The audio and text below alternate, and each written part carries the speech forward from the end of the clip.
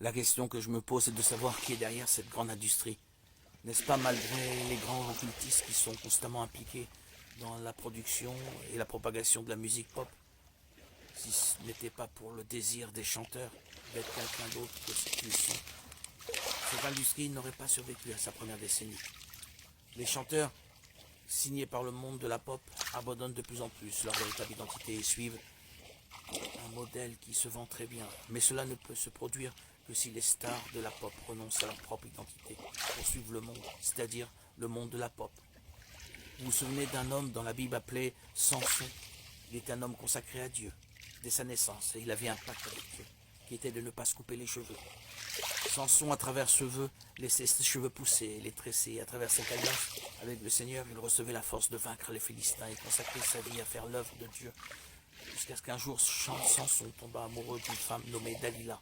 Cette femme le séduisit et parvint à découvrir d'où venait toute sa force. Cette force venait du vœu qu'il avait fait avec Dieu. Alors elle a eu un plan, et ce plan était de couper les cheveux de Samson et de le livrer aux armées des Philistins, en échange de pièces d'argent. Après plusieurs tentatives, Dalila réussit enfin à exécuter son plan. Une nuit, elle réussit à obtenir de l'aide pour couper les cheveux de Samson et le livra aux Philistins et obtint enfin ses pièces d'argent. Et si vous regardez cette histoire, vous verrez la vie de quelqu'un qui a négocié son identité d'homme de Dieu. Samson a négocié son vœu de naziréen pour les passions de la chair. Il a négocié sa véritable identité pour faire ce que Dalila voulait vraiment. Et remarquez que je fais un parallèle entre la vie de Samson et la vie de tant de chanteurs du segment pop. Je compare également Dalila à l'industrie de la musique pop. Tout comme Dalila avait une bonne apparence, séduisait et excitait les neurones de Samson. C'est aussi le cas de l'industrie de la musique pop. Et tout comme Samson ne connaissait pas le côté occulte de Dalila, ceux qui font pacte avec l'industrie de la musique verront que pour rester en tête des classements, ils devront tôt ou tard révéler le secret de leur grande force.